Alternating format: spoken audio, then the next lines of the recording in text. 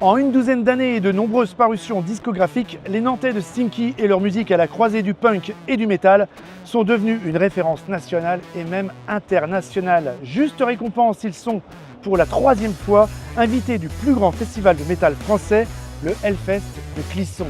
Avant leur concert ici même dans la Warzone, je vous propose d'aller retrouver Claire, leur chanteur, tout près d'ici. Suivez-moi.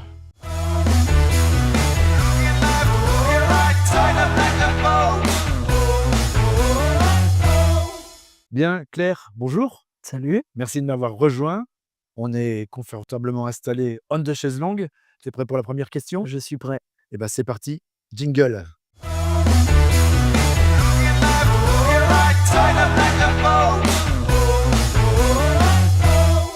Bon, Claire, dis-moi, on est où là? Eh ben, écoute, dans un endroit, dans lequel je suis jamais venu, on est, dans le siège, au siège du Hellfest. Je sais Dans le sacro-saint siège du Hellfest. On est ça. dans le bar des bureaux du Hellfest, sous les bureaux du grand chef, OK. Ben Barbeau, qui est un petit peu plus au-dessus. Un lieu qui t'inspire? Ben un lieu, dans lequel, je venais surtout les alentours, quand j'étais plus jeune. Ouais. Moi, je suis du vignoble nantais, donc j'avais l'habitude de me balader, autour là, de faire mes petites marches et puis, après, le lieu en tant que tel, c'est vrai que c'est, le QG, du festival, que je connais depuis, ma plus, tendre enfance, Bah, en tant j'imagine. d'enfant, enfant du cru quoi, donc voilà. Alors l'enfant du cru justement, qu'est-ce que c'était comment, l'enfant du cru? Il y avait de la musique à la maison quand tu étais môme? Ouais, il y avait de la musique à la maison, moi j'ai grandi avec une maman, qui écoutait beaucoup de chansons françaises, Ouais. qui faisait beaucoup de chorales aussi, donc j'allais souvent avec elle, à la chorale, je l'écoutais chanter, ce genre de choses et ouais, plutôt bercé avec du Francis Cabrel, ce genre de choses, Maxime Le Forestier, donc plutôt chansons françaises. Plutôt chanson française. Eh Ouais, beh, écoute, c'est complètement. très bien. Eh beh, écoute, on va parler justement de la musique et puis des premiers disques, c'est le la question suivante, jingle.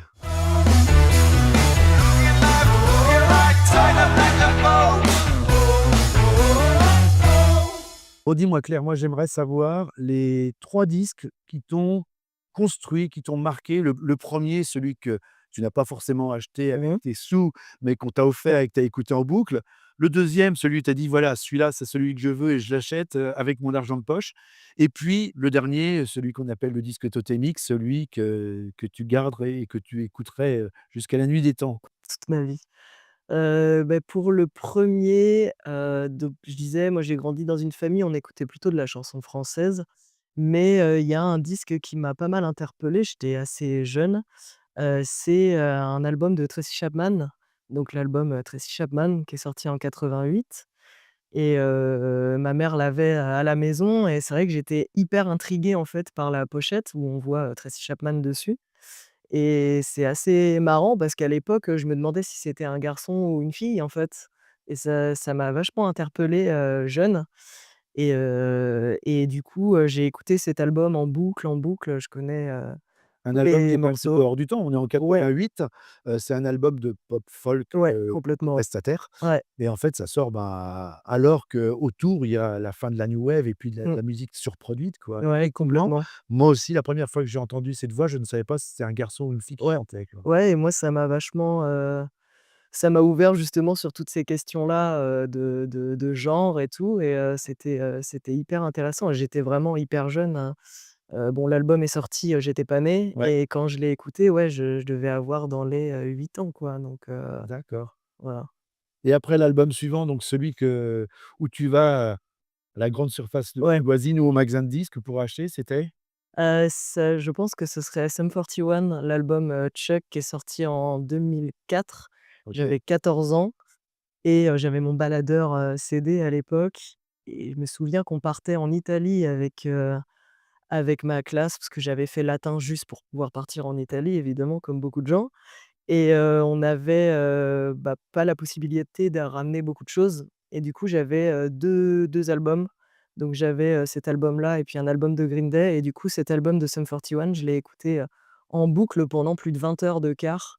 Donc je le connais par cœur. Il m'a mis aussi les pieds dans, le punk, voilà, pop punk, donc ouais, Ouais, c'est c'était bon, un bon passeur déjà comme ouais, groupe et un bon passage puisqu'effectivement c'était aussi pop que punk, c'était aussi heavy complètement. metal que rock. Ouais, exactement et puis ouais, ouais, puis je me le suis acheté moi-même, j'étais très fier, de ce premier album, Superbe. voilà. Et l'album aujourd'hui, alors celui qui reste peut-être, celui qui reste à travers le temps, c'est?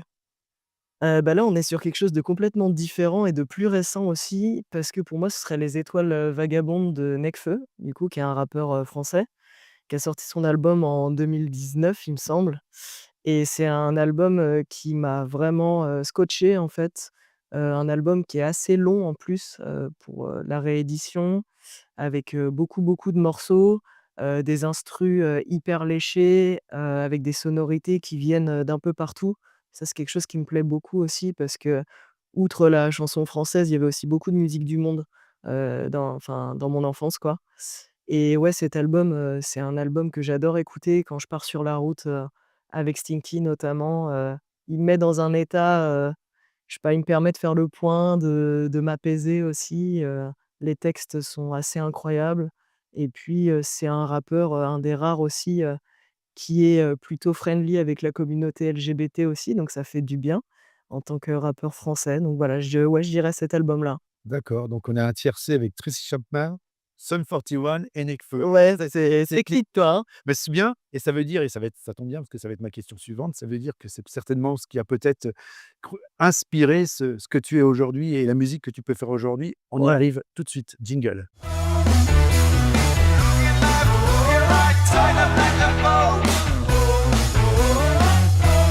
Claire, dis-moi ce que tu fais. Moi, ce qui m'intéresse, c'est de savoir ce qui se passe. Alors, ce soir, il y a concert au Hellfest. Ça va? Je te trouve assez détendu. Ouais, ça va, Ouais, franchement, ça roule, ouais, ouais. hein, c'est pas la première fois. Non, on a déjà joué en 2019 sur la Warzone aussi, mais en ouverture à 11 heures le matin. Et puis on y a rejoué dans un cadre un peu différent, c'était pour le Hellfest From Home sur Arte, Ouais. pendant le covid. Donc oui, effectivement, on y a déjà joué, c pour nous, c'est un peu un concert, on va dire, comme les autres dans le sens où on fait pas de distinction, mais forcément, c'est toujours impressionnant de jouer devant beaucoup de monde.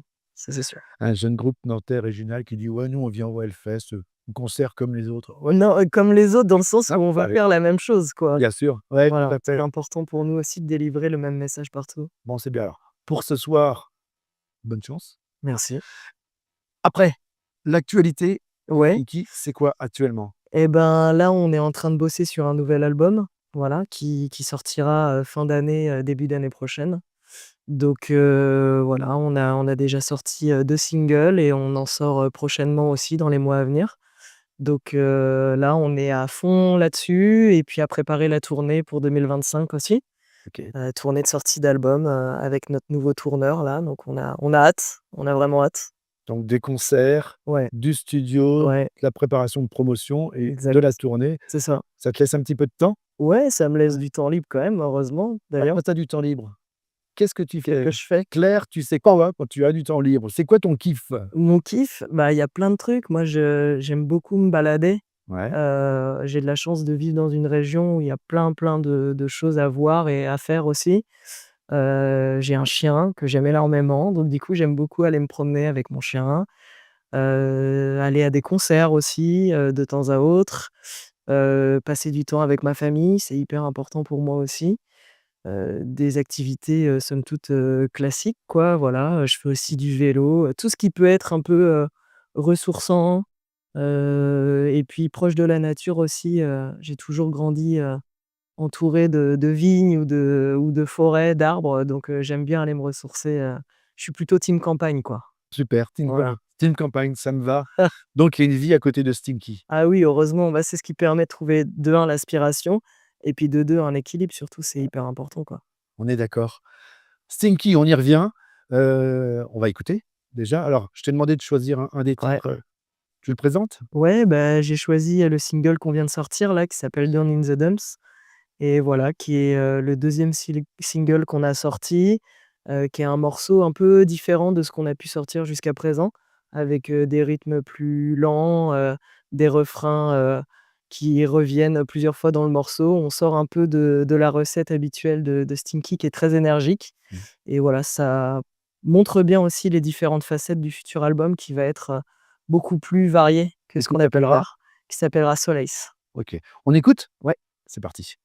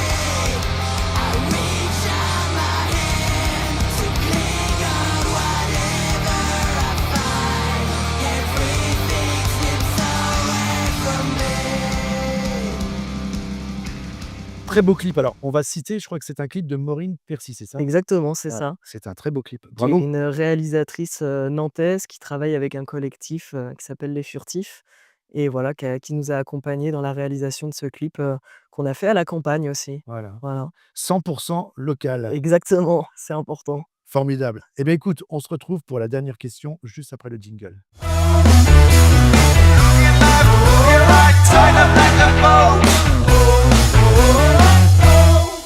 Claire, avant de se quitter, il y a une tradition dans On the Chaise Longue, c'est de gratter le personnage et d'avoir une anecdote fustillante. Alors, j'aimerais que tu me racontes une anecdote importante de ta vie d'artiste, a priori. Ouais, S'il beh, y en avait qu'une, ce serait laquelle? s'il y a une, ce serait difficile, mais honnêtement, je pense que ce qui m'a le plus marqué, c'est, mon quelque part, mon premier du coup Hellfest en 2007.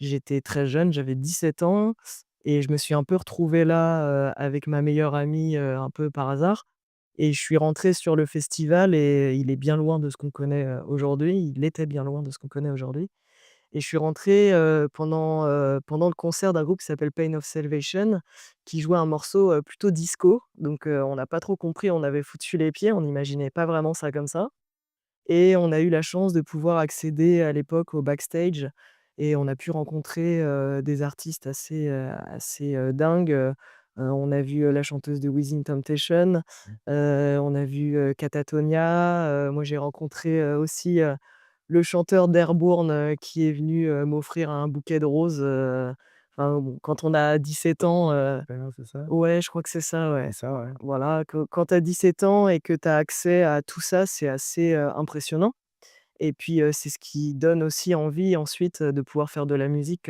quand on rentre, chez soi.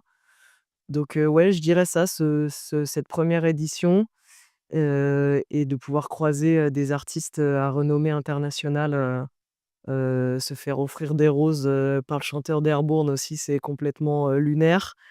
C'était déroutant, on va dire et puis, ouais, c'est là aussi où j'ai eu toutes mes représentations, de d'artistes queer, dans la scène, métal punk.